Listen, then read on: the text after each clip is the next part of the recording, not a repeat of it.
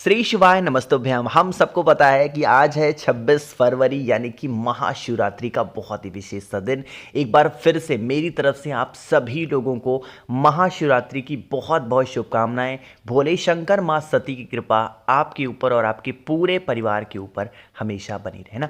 देखो, शिवरात्रि का मतलब होता है कि भगवान शिव की रात्रि यानी कि शिव पार्वती के मिलन का ये दिन है। तो आप सभी लोगों को इस प्रकार से 2 दीपक अपने घर पे लगाने हैं। ऐसा मौका सीधा 365 दिन के बाद आपको महाशिवरात्रि पे ही देखने को मिलेगा। तो आप सभी को आज रात में अपने घर पे कहीं भी बाहर निकलने की आवश्यकता ही नहीं है, आपको कहीं नहीं जाना है, अपने ही घर पे इस दीपक को जरूर लगाना, ठीक है ना।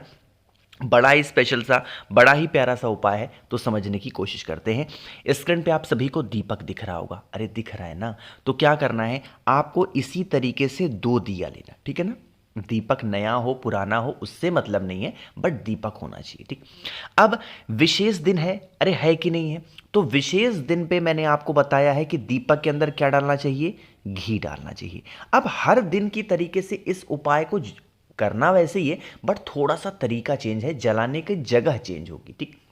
घी डाल दिया, 2 के दोनों दीपक में घी लगेगा। अब समझो, जब घी का दिया लगाओगे आपके पास में कितने दीपक हैं, 2। जो पहला दीपक लगाओगे वो कौन सा होगा, गोल बत्ती का, और जो दूसरा दीपक लगाओगे वो कौन सा होगा, लंबी बत्ती का, ठीक है ना। लेकिन अब यहां इस उपाय में लंबी बत्ती के दीपक को लगाने का प्रावधान चेंज होता है। कहने का मतलब क्या है कि जब भी हम लंबी बत्ती लगाते हैं, मैक्सिमम केसेस में ज़्यादातर लोग ऐसे एक बत्ती रख देते हैं और दीपक को लगा दिया। लेकिन इस उपाय में परिवर्तन है, क्या है, आपको ऐसे बड़ी बड़ी 2 बत्तियां लगानी है, लेकिन जलाना चारों बत्तियों को नहीं है, किसी भी एक बत्ती को जलाना। मेरी बातें समझ में आ रही क्या। अब यहां पर 2 बत्ती लगाने का मतलब यहां पे कुछ अलग है। जो पहली बत्ती प्रतीक देगी आज इस महाशिवरात्रि पे, वो आपके यश को, मतलब आपकी बढ़ोतरी को, इंक्रीमेंट को, जीवन में तरक्की देने के लिए। और दूसरा जो दीपक होगा वो आपको इंडिकेट करेगा आपकी आयु के लिए, कि घर में आप सभी की जो उम्र हो वो बहुत अच्छी से रहे, किसी को बीमारी वगैरह ना आए, ठीक है ना। इसीलिए 2 बत्ती जलाएंगे, लेकिन 2 बत्ती लगाएंगे, जलाएंगे एक ही बत्ती को। अब चलो तरीका समझते हैं कि आखिर इन दोनों बत्तियों को लगाना कहाँ पे है। अगर आप लोगों ने पूज्य गुरु जी की कथा ध्यान से सुनी होगी, उन्होंने कह रखा है कि हमें पार्थिव शिवलिंग का निर्माण करना चाहिए। लेकिन काफ़ी ज़्यादा लोग पार्थिव शिवलिंग का निर्माण नहीं करेंगे, मुझे अच्छे से पता है, लेकिन करिएगा अगर पॉसिबल है तो, है ना। लेकिन नहीं कर पा रहे हो तो जो पहला दिया होगा वो भोले शंकर के शिवलिंग के पास में, देखो अभी नियम और हैं इसके, बहुत ध्यान से सुनिएगा आज इस महाशिवरात्रि का दीपक का उपाय।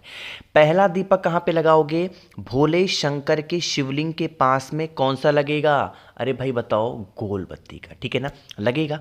अब जब गोल बत्ती का लगाओगे तो दीपक के नीचे क्या रखोगे, काला तिल। दीपक को प्रज्वलित करेंगे भोले शंकर का ध्यान करके, परिवार का नाम और गोत्र बोल के एक चुटकी काला तिल दीपक के अंदर डालना, ठीक। ये तो हो गया पहला दिया।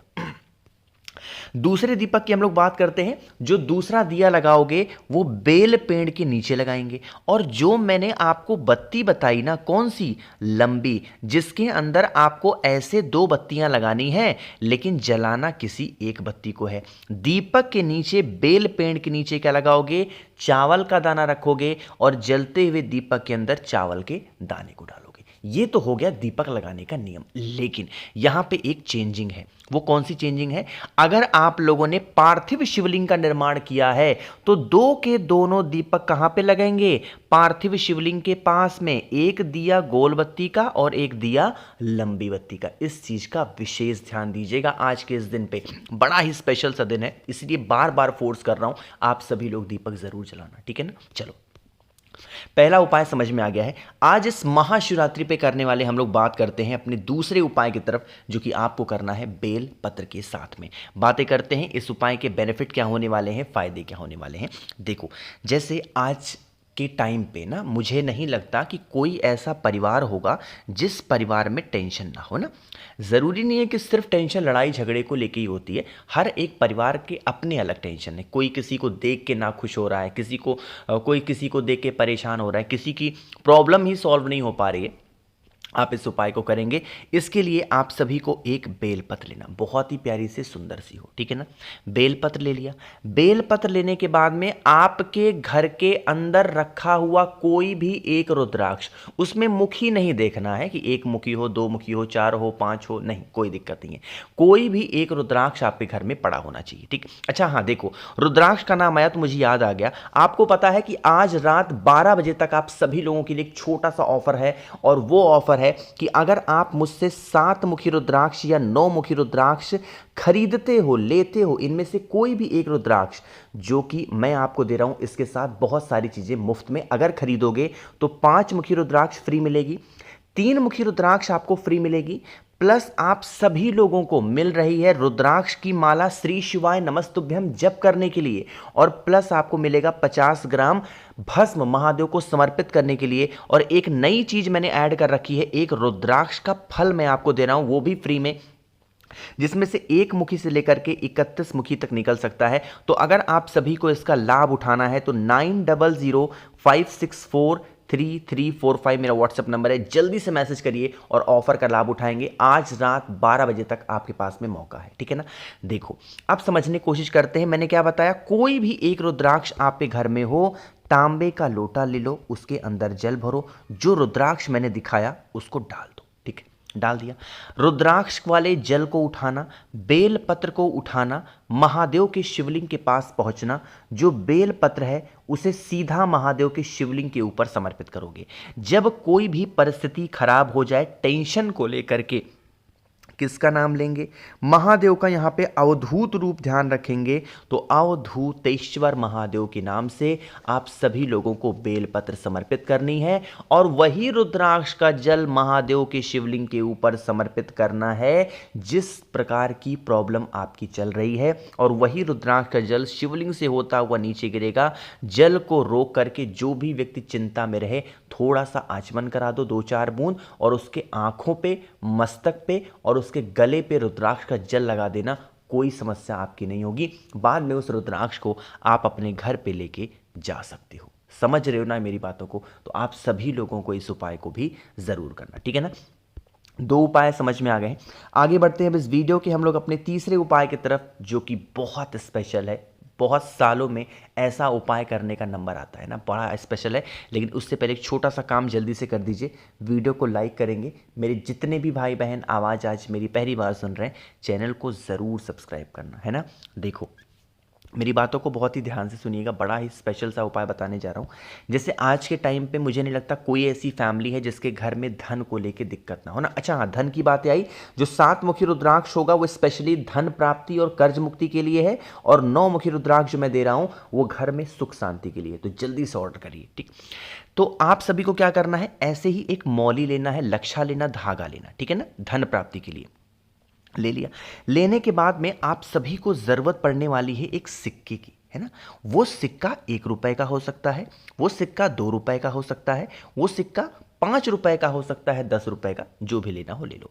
अब जो सिक्का आपके पास में है ना, उस सिक्के के ऊपर यही मौली क्या करना है, आपको लपेटना है। लेकिन ऐसे नहीं लपेटना। कब? कोशिश करिएगा दोपहर में 12 बजे, नहीं कर पाते हो तो रात में 9 बजे, या तो दोपहर 12 बजे या रात के 9 बजे सिक्के के ऊपर अच्छे तरीके से मौली को लपेटेंगे, लक्ष्य को लपेटेंगे, लपेटते जाएंगे जितने भी रूम्स होंगे आपके घर में, है ना। लपेटने के बाद में इस सिक्के को उठा करके महादेव के शिवलिंग के ऊपर पूरी शिवरात्रि की रात पड़ी रहने देना, है ना। उठाना नहीं है, पड़े रहने दो। मतलब अगर शिवलिंग के ऊपर रखना हो या आसपास यहाँ कहीं छोड़ना हो, रख सकते हो। अगले दिन जब शिवरात्रि खत्म होगी तो आप इस सिक्के को उठाना, अपने व्यापार वाले स्थान पे, अपने तिजोरी में, अलमारी में, जहाँ भी रखना हो रख दो। साल भर धन की कमी नहीं होगी, पूरा घर भंडार से भरा हुआ होगा, ठीक है ना। करिएगा ज़रूर। 3 उपाय समझ में आ गए। एक बड़ा ही प्यारा सा, बहुत स्पेशल सा उपाय की हम लोग बात करेंगे, जो कि क्रोध को मिटाने के लिए ना। आज के टाइम पे तो हर फैमिली में एक ही प्रॉब्लम चल रही है, भैया गुस्सा गुस्सा गुस्सा। अरे क्यों करना है गुस्सा भाई, मत किया करो गुस्सा। आप लोग थोड़ा, 2 लोग लड़ाई करो तो कम से कम 1 लोग शांत रह जाया करो यार। दोनों लड़ोगे ना तो फिर बात आगे बढ़ जाएगी ना। इसलिए काम रहो, कूल रहो, शांत रहो, ठीक है ना। क्या करना है इस उपाय के लिए, आपको पीला चंदन लेना, बहुत ज़्यादा नहीं, थोड़ा सा पीला चंदन। और हाँ, इस बार गीला नहीं लेना, इस बार सूखा वाला लेना, है ना। अब क्रोध को मिठास में बदलने के लिए मैंने क्या बताया है आपको, शहद लेना। तो 1 चम्मच के आसपास शहद ले लो। अपने ही घर में करना है उपाय सारे, कहीं भी बाहर मत जाओ, अपने घर में करो। अपने घर में महादेव है, हम तो भाई अपने घर में करेंगे, ऐसे देखो ना। फिर क्या करना है, जो आपके पास में शहद है उस शहद का लेपन कहाँ पे करेंगे, माता अशोक सुंदरी के स्थान पे। शहद का लेपन करने के बाद में जो आपके पास में चंदन है उस चंदन का सूखा लेपन कहाँ पे करोगे, शहद के ही ऊपर करेंगे, अवधूतेश्वर महादेव का नाम लेके, साथ ही साथ उस व्यक्ति का नाम और गोत्र बोल के, और फिर 1 लोटा जल चढ़ा देना। कभी भी लड़ाई झगड़े घर में आपके नहीं होंगे। तो मैंने कोशिश की आप सभी को आज बहुत स्पेशल से उपाय को समझाने की। वीडियो पसंद आई हो तो लाइक करिएगा। कुछ पूछना है, नहीं समझ में आया, नीचे कमेंट सेक्शन में पूछें।